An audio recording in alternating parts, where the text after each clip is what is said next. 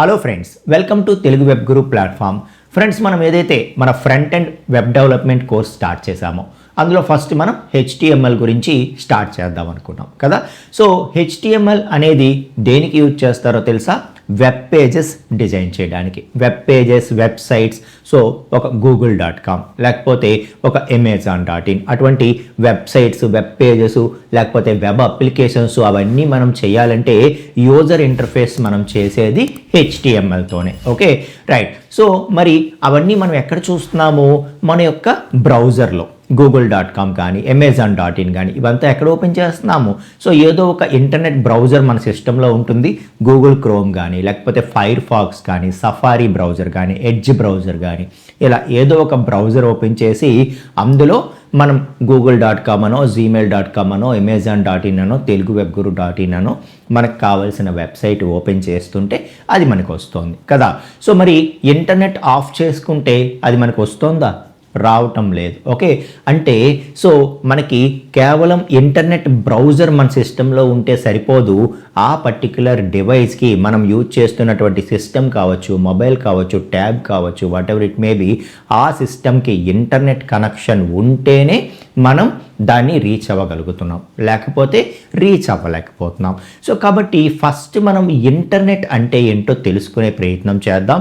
ఆ తర్వాత మనం ఇంకా HTML గురించి మాట్లాడదాం. Okay, right. So what is internet అనేది మాట్లాడదాం. సో ఇంటర్నెట్ అంటే ఏంటో తెలుసా మీకు?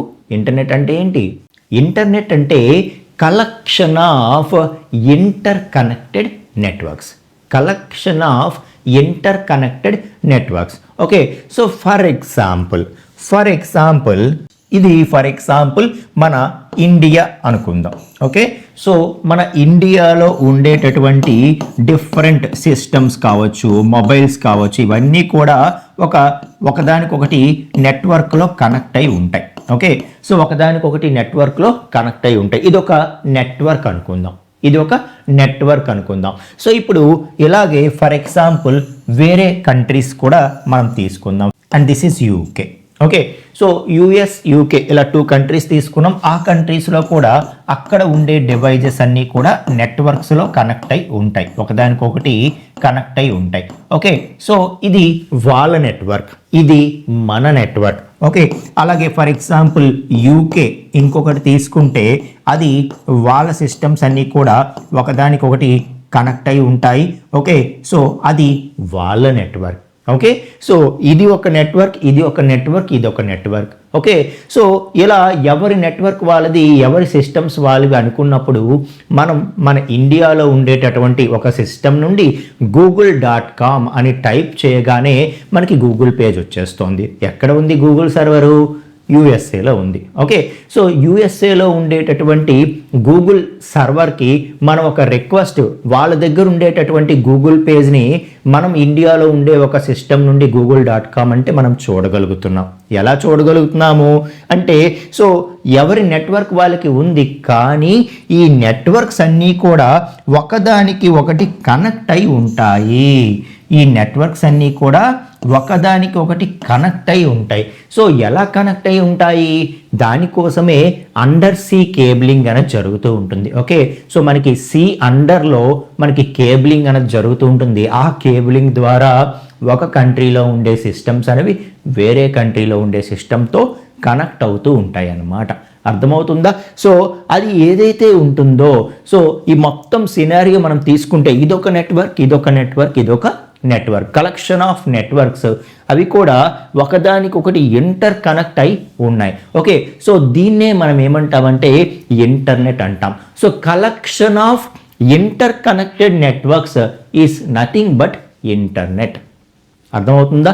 సో కాబట్టి ఇవి ఒకదానికొకటి కనెక్ట్ అయి ఉన్నాయి కాబట్టే మనము సో మన ఇండియాలో ఉండేటటువంటి ఒక సిస్టమ్ నుండి సింపుల్గా మనం ఈ సిస్టమ్ నుండి ఫర్ ఎగ్జాంపుల్ సింపుల్గా google.com అని చెప్పి ఎంటర్ చేయగానే అది ఈ కనెక్షన్ ద్వారా మనకి ఇక్కడికి వెళ్ళగలుగుతోంది.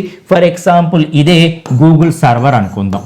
ఓకే, సో ఇదే గూగుల్ సర్వర్ అనుకుందాం. సో ఈ గూగుల్ సర్వర్కి మన రిక్వెస్ట్ అనేది రీచ్ అవ్వగలుగుతుంది. సో రీచ్ అయ్యి ఓకే, సో ఆ రిక్వెస్ట్ అది అండర్స్టాండ్ చేసుకొని ఓకే గూగుల్ పేజ్ అడుగుతున్నాడు, హోమ్ పేజ్ అని చెప్పి ఆ యొక్క రిక్వెస్ట్ని అండర్స్టాండ్ చేసుకొని దానికి తగ్గ రెస్పాన్స్ని ఇది తిరిగి వెనక్కి మనకి పంపించగలుగుతుంటే సో అది మన బ్రౌజర్కి వస్తుంది.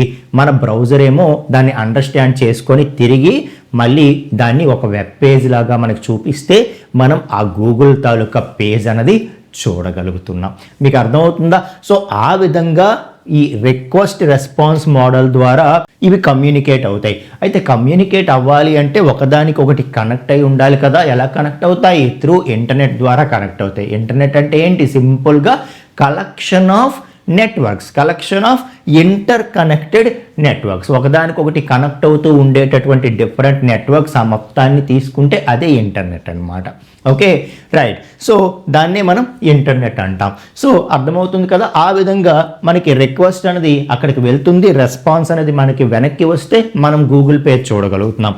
అలాగే ఇక్కడ ఉండే సిస్టమ్ నుండి మనం Amazon.in అంటే ఫర్ ఎగ్జాంపుల్ అమెజాన్ సర్వర్ యూకేలో ఉందనుకుందాం. ఓకే, సో ఇక్కడ నుండి ఆ పర్టికులర్ సర్వర్కి రిక్వెస్ట్ అనేది కనెక్షన్ ద్వారా వెళ్తుంది. అక్కడికి వెళ్ళగానే ఆ సర్వర్ దాన్ని అండర్స్టాండ్ చేసుకొని దాని యొక్క రెస్పాన్స్ మనకి పంపిస్తే అది మళ్ళీ తిరిగి మన బ్రౌజర్ మనకు ఆ అమెజాన్ పేజ్ని చూపించడం జరుగుతుంది. మీకు అర్థమవుతుందా? ఎలా రిక్వెస్ట్ రెస్పాన్స్ మోడల్లో మనకి అవి కనెక్షన్ ద్వారా మనకి కమ్యూనికేట్ అవుతూ ఉంటాయి అని చెప్పి చెప్తున్నాను. ఓకే, అయితే నేను నా యొక్క సిస్టమ్ నుండి google.com అనగానే డైరెక్ట్గా నా రిక్వెస్ట్ యూఎస్ఏలో ఉండే సర్వర్కి డైరెక్ట్గా రీచ్ అయిపోతుందా?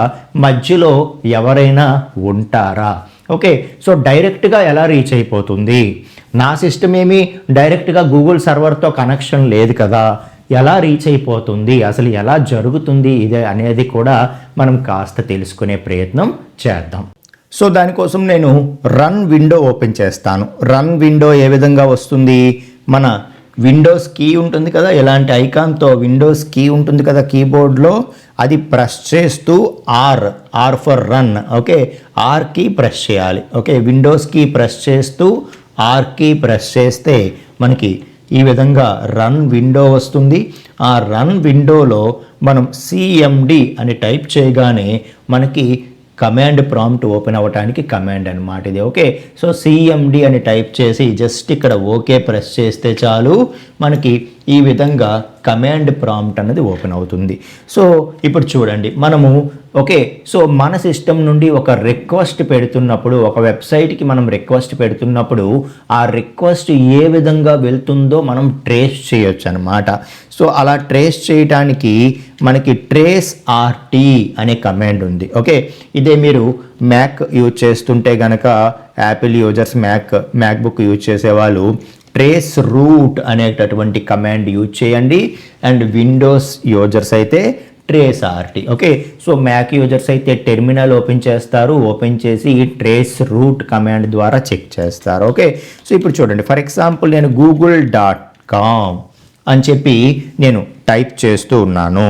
సో ఎప్పుడైతే నేను google.com అని టైప్ చేసి ఎంటర్ ప్రెస్ చేస్తానో మీరు అబ్జర్వ్ చేయొచ్చు. ఓకే, సో ఇది మన సిస్టమ్. ఓకే, సో మన సిస్టమ్ నుండి మనము గూగుల్కి రిక్వెస్ట్ పంపిస్తూ ఉన్నాం. ఓకే, సో అది డైరెక్ట్గా గూగుల్ సర్వర్కి వెళ్ళిపోతుందా అంటే వెళ్ళదండి. ఓకే, సో ఇప్పుడు మనం మన సిటీ నుండి ఇంకొక సిటీకి వెళ్తున్నామంటే మధ్యలో చాలా విలేజెస్ క్రాస్ చేసుకుంటూ వెళ్తాం. ఓకే, సో మన సిటీ నుండి ఫస్ట్ విలేజ్ వరకు రోడ్డు ఉంటుంది, ఆ పాయింట్కి రీచ్ అవుతాం. అక్కడ నుండి నెక్స్ట్ పాయింట్కి రీచ్ అవుతాం. అంటే కమ్యూనికేషన్ మధ్యలో చాలా పాయింట్స్ అని ఉంటాయి కదా. సో అలాగే మనము మన సిస్టమ్ నుండి గూగుల్ సర్వర్కి రీచ్ అవ్వాలంటే మధ్యలో చాలా పాయింట్స్ ఉంటాయి, వాటిని హాప్స్ అంటాడు. ఓకే, సో అలా ఒక్కొక్క హాప్కి రీచ్ అవుతూ ఒక పాయింట్ నుండి ఇంకో పాయింట్కి అలా నెక్స్ట్ రీచ్ అవుతూ ఫైనల్గా గూగుల్ సర్వర్కి రీచ్ అవుతాము. ఓకే, సో రీచ్ అయితే గూగుల్ సర్వర్ మన రిక్వెస్ట్ని అండర్స్టాండ్ చేసుకొని మళ్ళీ తిరిగి అదే పాత్లో మనకి వెనక్కి పంపిస్తూ ఉంటే అది మన బ్రౌజర్కి ఆ రిక్వెస్ట్ అనేది వచ్చి రీచ్ అవుతుంది. ఓకే, సో సింపుల్గా మనం google.com అని చెప్పి మన బ్రౌజర్లో టైప్ చేసి ఎంటర్ ప్రెస్ చేయగానే మనకి గూగుల్ పేజ్ వచ్చేస్తూ ఉంది. కాకపోతే ఎలా వచ్చేస్తూ ఉంది? సో ఎప్పుడైతే మనం URL టైప్ చేసి ఎంటర్ ప్రెస్ చేస్తామో ఫస్ట్ ఈ రిక్వెస్ట్ అనేది ఎవరికి వెళ్తుందో తెలుసా? సో ఫస్ట్ ఈ రిక్వెస్ట్ అనేది ఎవరికి వెళ్తుంది అంటే ISPకి వెళ్తుంది. ఎవరికి? ISP. ISP. Okay, so ISP అంటే ఏంటి? ఇక్కడ internet service provider. Okay, so మనకి ఇంటర్నెట్ ఎవరైతే ప్రొవైడ్ చేస్తూ ఉన్నారో వాళ్ళని ఇంటర్నెట్ సర్వీస్ ప్రొవైడర్ అంటాం. ఓకే, సో ఫర్ ఎగ్జాంపుల్ నాది ఎయిర్టెల్ ఇంటర్నెట్. ఓకే, సో కాబట్టి నా ఐఎస్పి వచ్చి ఎయిర్టెల్ అవుతుంది. సో ఎప్పుడైతే నేను google.com అని చెప్పి నా బ్రౌజర్లో నేను టైప్ చేశానో వెంటనే ఆ రిక్వెస్ట్ అనేది నా ఐఎస్పికి వెళ్తుంది, ఎయిర్టెల్ సర్వర్కి వెళ్తుంది. సో ఎయిర్టెల్ అనేది ఏం చేస్తుందంటే ఓకే, సో దీన్ని అండర్స్టాండ్ చేసుకుంటుంది. ఓకే, సో google.com అనగానే ఇక్కడ మనం టైప్ చేస్తున్న ప్రతి వెబ్సైట్ యూఆర్ఎల్ కూడా, ప్రతి వెబ్సైట్ యూఆర్ఎల్కి కూడా ఒక ఐపీ అడ్రస్ అనేది ఉంటుందన్నమాట. ఓకే, సో ప్రతి యూఆర్ఎల్కి కూడా ఒక ఐపీ అడ్రస్ అనేది ఉంటుంది. ఇప్పుడు మనకి ప్రతి ఒక్కరికి యూనిక్గా ఐడెంటిఫై చేయడానికి ఒక ఆధార్ నెంబర్ ఉంటుంది కదా. ఓకే, అలాగే ప్రతి ఇంటిని మనం ఐడెంటిఫై చేయడానికి డోర్ నెంబర్ ఉంటుంది కదా. ఓకే, సో అలాగే నెట్వర్క్లో కనెక్ట్ అయినటువంటి ప్రతి సిస్టమ్ని మనం రీచ్ అవ్వాలంటే ప్రతి దానికి కూడా ఒక ఐపీ అడ్రస్ అనేది ఉంటుందన్నమాట. ఓకే, సో ఏముంటుంది?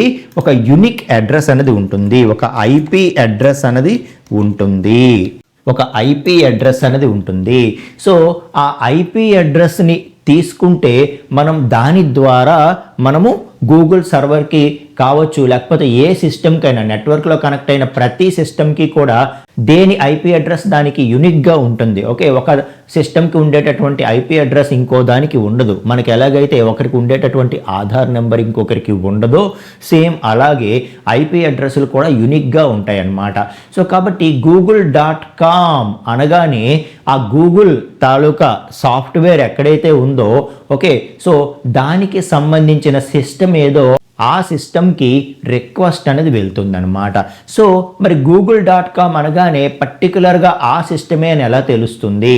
సో ప్రతి సిస్టమ్కి ఐపీ అడ్రస్ ఉంటుంది కదా, google.comకి సంబంధించిన ఐపీ అడ్రస్ ఇదే సిస్టము అని చెప్పి ఎలా తెలుస్తుంది అంటే సో దానికోసమే మనకి డిఎన్ఎస్ అని చెప్పి ఒక కాన్సెప్ట్ ఉంటుందండి. సో డిఎన్ఎస్ అని చెప్పి ఒక కాన్సెప్ట్ ఉంటుంది, దాన్ని ఏమంటామంటే డొమైన్ నేమింగ్ సిస్టమ్ అంటాం. ఓకే, ఆ డిఎన్ఎస్ తాలూకా బాధ్యత ఏంటంటే సో ప్రతి యూఆర్ఎల్కి దానికి ఈక్వలెంట్ ఐపీ అడ్రస్ ఏది అన్నది ఆ మ్యాపింగ్ అంతా కూడా ఇక్కడ డిఎన్ఎస్ చూసుకుంటుంది అనమాట. Okay, for example google.com. So google.com ఉందంటే దాని తాలూకా ఐపీ ఇది. ఓకే, సో అలాగే ఫర్ ఎగ్జాంపుల్ ఇంకొకటి ఏదైనా తీసుకుంటే దాని తాలూకా ఐపీ అడ్రస్ ఇది. ఓకే, తెలుగు వెబ్ గురు తీసుకుందాం, trace ERT Telugu web Guru .in అంటాను. Okay, so Telugu web Guru .in అనగానే so this is IP address of Telugu web Guru and this is IP address of google.com. So ఇలాగా ప్రతి దానికి కూడా ఒక యూనిక్ అడ్రస్ అనేది ఉంటుంది. ఓకే, సో దాని ద్వారా మనకి కావలసినటువంటి పాయింట్కి ఓకే మనకి కావాల్సినటువంటి ఆ పర్టికులర్ సిస్టమ్కి మనకి రీచ్ చేస్తుంది. సో ఎప్పుడైతే నేను తెలుగు వెబ్ గురు .in అని చెప్పి నా బ్రౌజర్లో టైప్ చేశానో వెంటనే అది ఏం చేస్తుందంటే డిఎన్ఎస్కి అప్రోచ్ అవుతుంది. తెలుగు వెబ్ గురు .in అన్నది ఏదైతే ఉందో యూఆర్ఎల్ ఆ యూఆర్ఎల్కి సంబంధించినటువంటి ఐపీ అడ్రస్ ఏంటి అని చెప్పి అడుగుతుంది. అడగగానే ఆ డిఎన్ఎస్ అనేది ఐపీ అడ్రస్ ఇస్తుంది. వెంటనే మనకు ఐపీ అడ్రస్ తెలిసింది అంటే డోర్ నెంబర్ తెలిసినట్టే. వెంటనే ఆ ఐపీ అడ్రస్తో ఉండేటటువంటి సిస్టమ్ ఏ కంట్రీలో ఉన్నా సరే ఒక ఐపీ అడ్రస్తో ఒకటే సిస్టమ్ ఉంటుంది కాబట్టి ఇంకా డైరెక్ట్గా ఆ సిస్టమ్కి రీచ్ అయిపోతుంది, ఆ సర్వర్కి రీచ్ అయిపోయి మన రిక్వెస్ట్ అనేది అక్కడికి వెళ్తుంది తెలుగు వెబ్ గురు .in అని.